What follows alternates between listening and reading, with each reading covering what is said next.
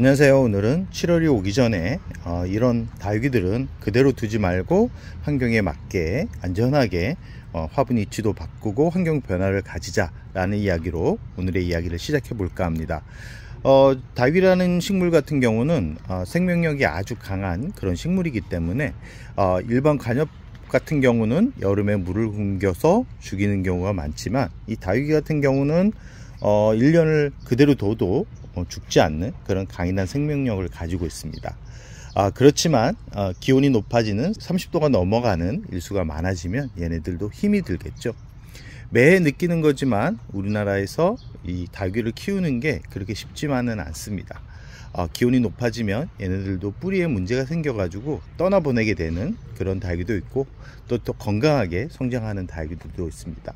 경험적으로 보면 뿌리가 1차적으로 건강한 다육이들 같은 경우는 물을 주면서 키워도 성장을 아주 잘합니다. 지금 홍포도 같은 경우도 지난주에 물을 줬는데 이렇게 또 제대로 성장을 하고 있죠.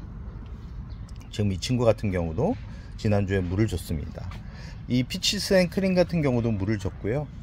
지금 이 친구 같은 경우 롤리폴리 같은 경우도 지난주에 물을 줬습니다. 풍성하게 성장을 하고 있는 백봉도 물을 줬고요. 이 두들레아 같은 경우는 물을 조금씩 줄여가면서 얘네들이 잠에 들어갈 수 있는 시간을 만들어 줘야 됩니다. 중간중간에 벌써 이렇게 잎이 말라가고 있는 모습을 볼 수 있죠. 이렇게 말라간다고 해서 죽어가는 게 아니라 잠에 들어가는 그런 시점이라는 말씀을 꼭 드리고 싶고요. 특히 라울 같은 경우는 진짜 30도가 넘어가는 악조건이 되지 않고서는 물을 굶기지 마십시오. 예전에는 여름에 약해가지고 물을 굶겨야 된다라는 생각이 강했는데, 실제로 키워보니까 이 라울 같은 경우는 물을 너무 일찍 굶겨버리면 오히려 잎이 줄기에 붙어있는 힘이 약해가지고 떨어지는 그런 확률이 더 많았습니다.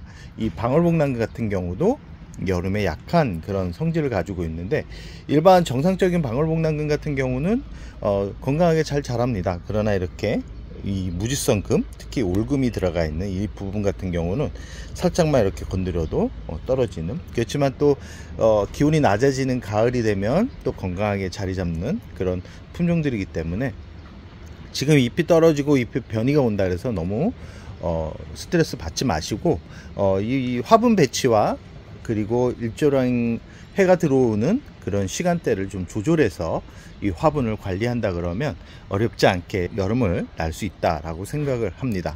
그래서 저 같은 경우는 한 6월부터 햇살이 약한 그런 다육이들 같은 경우는 이 자리 배치를 미리미리 합니다.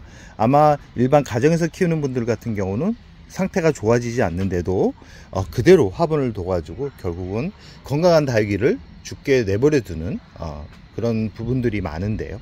지금 이 염자금 같은 경우도 예전에 제가 영상으로도 몇 번 보여드렸고 블로그에도 글을 많이 썼는데요. 이 올금으로 나온 그런 이 식물들 같은 경우는 광합성을 제대로 못하기 때문에 강한 햇살에 두면 얘네들은 죽게 됩니다. 특히 잎이 후두 떨어질 때는 뿌리가 정화가 되지 않은 상태에서 너무 강한 햇살이 들어와 가지고 스트레스를 받을 때 그런 현상이 발생합니다. 그래서 이렇게 보시면 관엽들 사이 아래에 이렇게 배치를 했습니다. 이 방울복랑금 같은 경우도 햇살이 약하기 때문에 특히 여름 햇살이 약합니다. 얘네들은 봄, 가을, 겨울에는 강한 햇살이 좋지만 여름 햇살에 약한 그런 특징을 가지고 있기 때문에 햇살이 아주 많이 들어오는 곳에 얘네들을 배치하게 되면 문제가 생기고 결국은 떠나보내게 됩니다. 이런 습지하나 이렇게 탈피를 하는 그런 다육이들 같은 경우는 이 강한 햇살이 좋지 못합니다. 특히 탈피하는 과정에서 너무 강한 햇살이 들어오는데 물까지 부족하면 고사되기 때문에 이런 탈피를 하는 립토스 계열의 다육이들, 아니면 이런 변이가 온 금품종 다육이들 같은 경우, 두들레아 같은 경우, 이런 품종들 같은 경우는 이 햇살이 좀 부드럽게 들어오는 그런 환경에 자리를 잡아주는 게 좋다라는 말씀을 꼭 드리고 싶습니다. 그리고 물을 지금 굶기는 시기가 아닙니다. 물을 너무 빠르게 단수를 하게 되면 얘네들이 여름을 나기가 쉽지 않습니다. 아직 7, 8, 이 2달, 특히 2달은 우리나라에서도 가장 더운 그런 계절이기 때문에 얘네들을 땅속에서 자란다 그러면 물을 굶겨도 얘네들이 어느 정도 살아남지만, 이런 작은 화분에서 성장을 한다 그러면 얘네들이 버틸 힘이 없습니다. 그렇기 때문에 물을 주는데, 물을 한 번에 많이 주게 되면 얘네들이 물을 다 흡수하지 못한 상태에서 높은 기온에 만나게 되고 결국은 뿌리가 녹아내립니다. 그렇기 때문에 물을 줄 때는 화분이 한 10% 정도 적게 찔끔찔끔 준다 그러죠. 찔끔찔끔 주면서 뿌리가 고사되지 않게 관리만 해준다 라는 생각으로 물을 주셔야 됩니다. 그걸 언제까지 주냐면 8월까지.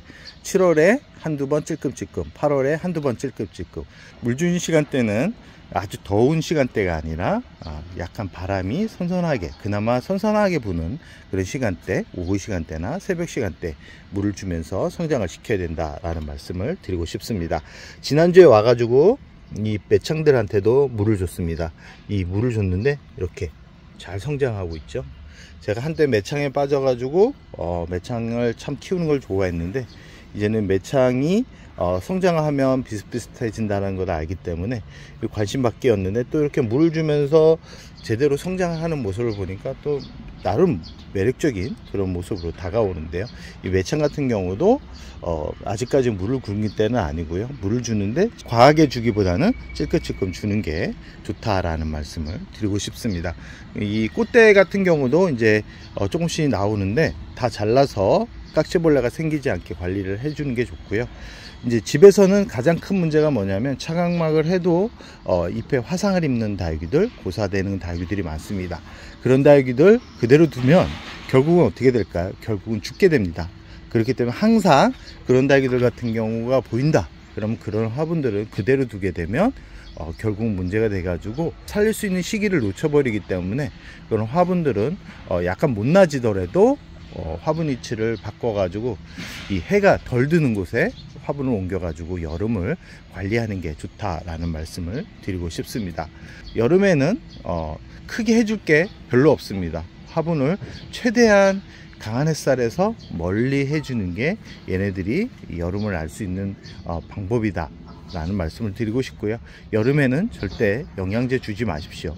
영양제 주면 화분 속 온도가 높아지면서 뿌리가 제대로 버티지 못하기 때문에 여름 영양제는 피해 주시고요. 여름 분갈이 또한 피해 주는 게 좋다라는 말씀 드리면서 오늘의 영상을 여기서 마무리할까 합니다.